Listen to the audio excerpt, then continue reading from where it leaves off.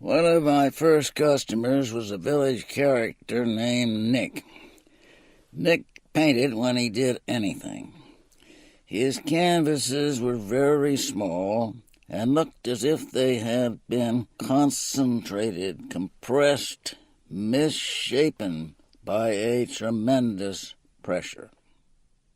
The product of a depraved mind, a narcotics agent pronounced solemnly after viewing one of Nick's pictures. Nick was always half sick, his large, plaintive brown eyes watering slightly and his thin nose running. He slept on couches in the apartments of friends, existing on the precarious indulgence of neurotic, unstable, stupidly suspicious individuals who would suddenly throw him out without reason or warning. For these people he also scored, hoping that he would receive in return at least the head off a cap to take the edge off his constant junk hunger. Often he got nothing but a casual thanks, the purchaser having convinced himself that Nick had somehow got his on the other end.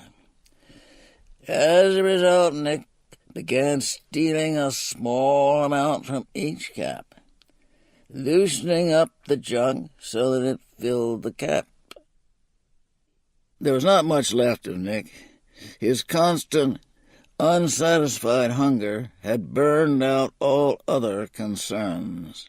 He talked vaguely about going to Lexington for the cure, or shipping out in the merchant marine, or buying paregoric in Connecticut and tapering off on it. Nick introduced me to Tony, who tended bar in a village bar and restaurant. Tony had been pushing and nearly got nailed when the Federals rushed into his apartment. He barely had time to throw a 1/16-ounce packet of H under the piano. The Federals found nothing but his works, and they let him go. Tony was scared and quit pushing. He was a young Italian who obviously knew his way around. He looked capable of keeping his mouth shut. A good type customer. I went to Tony's bar every day and ordered a Coca-Cola. Tony would tell me how many caps he wanted, and I would go into the phone booth of the WC and wrap his caps up in silver paper.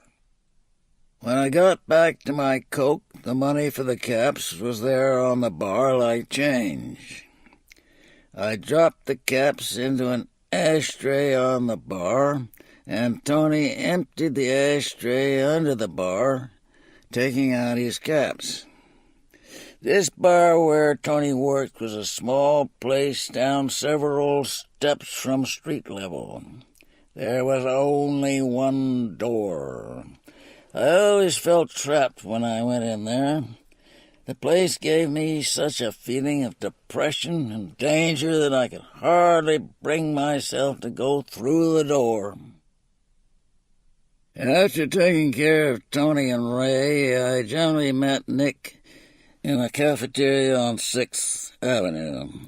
He always had the price of a few caps on him. I knew, of course, that he was scoring for other people, but I did not know who they were. I should have known better than to have dealings with anybody like Nick, who was sick and broke all the time and therefore liable to pick up anybody's money. I was not in a position to turn money down. I had no margin. Every day I had to sell enough caps to buy the next quarter ounce, and I was never more than a few dollars ahead. So I took whatever money Nick had and asked no questions. I went into pushing with Bill Gaines, who handled the uptown business. I met Bill in an 8th Avenue cafeteria after I finished up in the village. He had a few good customers, Izzy, probably his best, had a job as a cook on a tugboat in New York Harbor. He was one of the 103rd Street boys.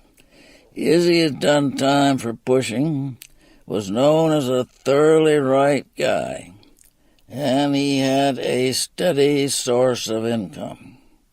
This is a perfect customer. When I arrived at the cafeteria where we had our meet, there was Bill sitting at a table, his skinny frame huddled in someone else's overcoat. After Bill got his shot, a little color crept into his face, and he would become almost coy. It was a gruesome sight.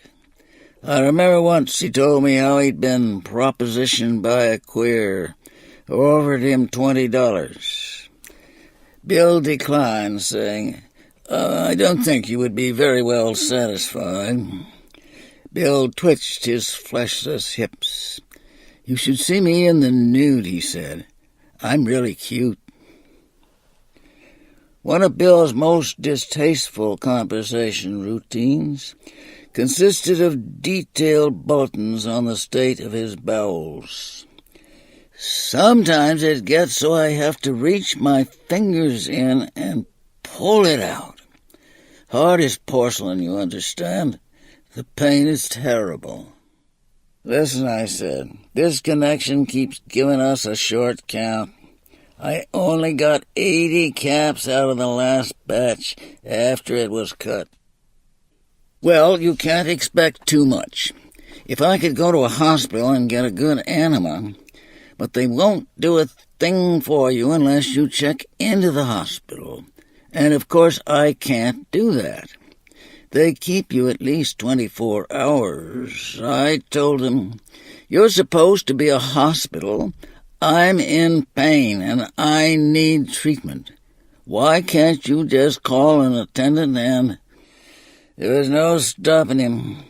When people start talking about their bowel movements, they are as inexorable as the processes of which they speak. Things went on like this for several weeks.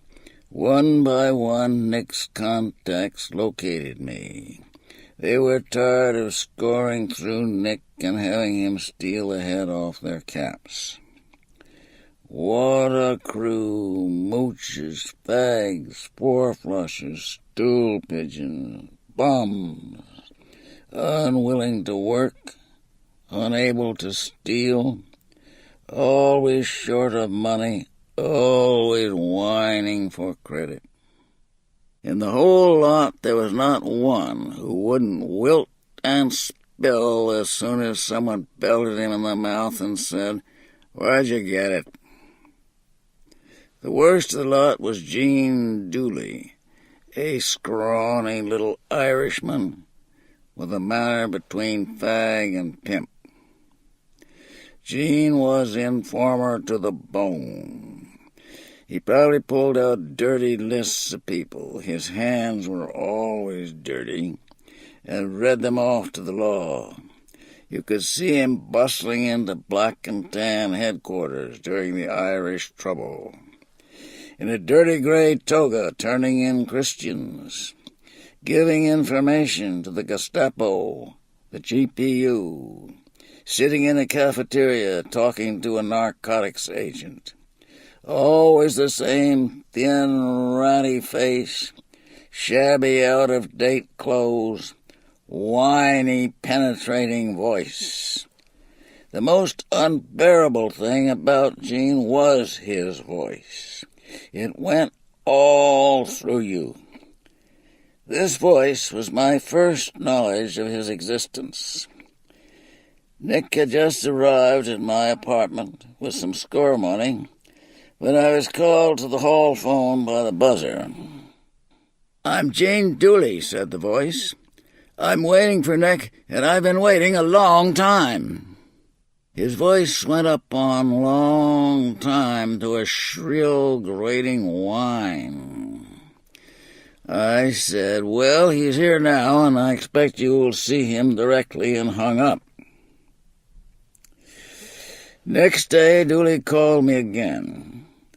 I'm just around the corner from your place. Do you mind if I come on over? It's cooler for me to meet you alone."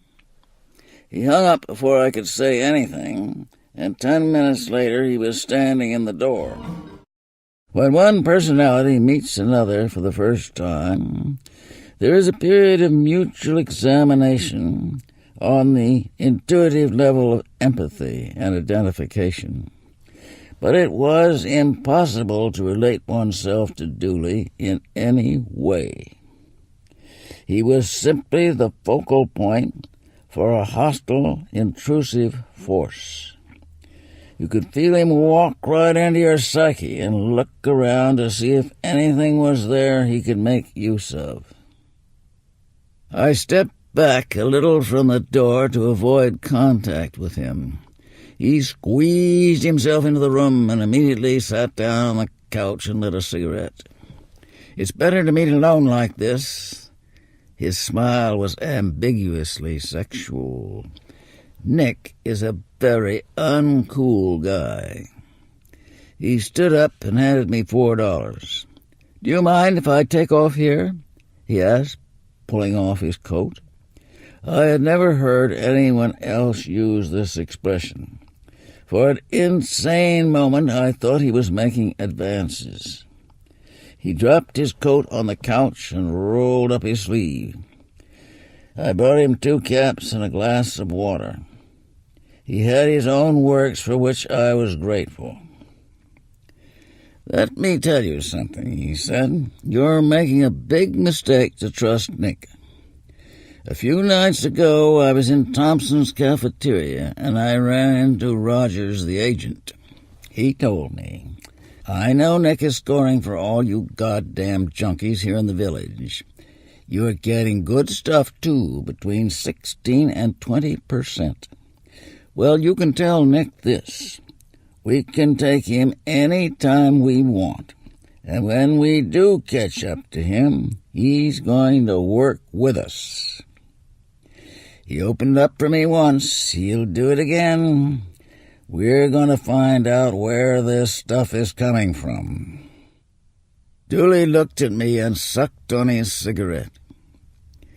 "When they get Nick, they'll get you. You'd better let Nick know that if he talks, you'll have him poured into a barrel of concrete and dumped in the East River. I don't need to tell you any more. You can see what the situation is." He looked at me, trying to gauge the effect of his words. It was impossible to tell just how much of this story I was expected to believe. Perhaps it was just a roundabout way of saying, how will you ever know who fingered you? With Nick such an obvious suspect, if I talked, you could never be sure, could you now? "Could you let me have 1 cap on credit?" he asked. "What I've just told you should be worth something." I gave him a cap, and he pocketed it without comment. He stood up. "Well, I'll be seeing you. I'll call at the same time tomorrow." I put out a grapevine to see what I could find out about Dooley and to check his story. No one knew anything definite about him. Tony, the bartender, said, "Dooley will think if he has to," but he couldn't give me a definite instance. Dooley came around every day, impudent, demanding, insufferable. Usually he had some new bulletin on the Nick Rogers situation. He didn't mind letting me know that he was in constant touch with Rogers. On top of this, I was just barely scraping by. The short counts we kept getting from the wholesaler, the constant nibbles of credit, and customers coming up 25, 50, or even $1 short, plus my own habit. cut profits to bare subsistence. When I complained about the wholesaler, Bill Gaines got snappish and said I ought to cut the stuff more. You're giving a better cap than anybody in New York City. Nobody sells 16% stuff on the street. If your customers don't like it, they can take their business to Walgreens.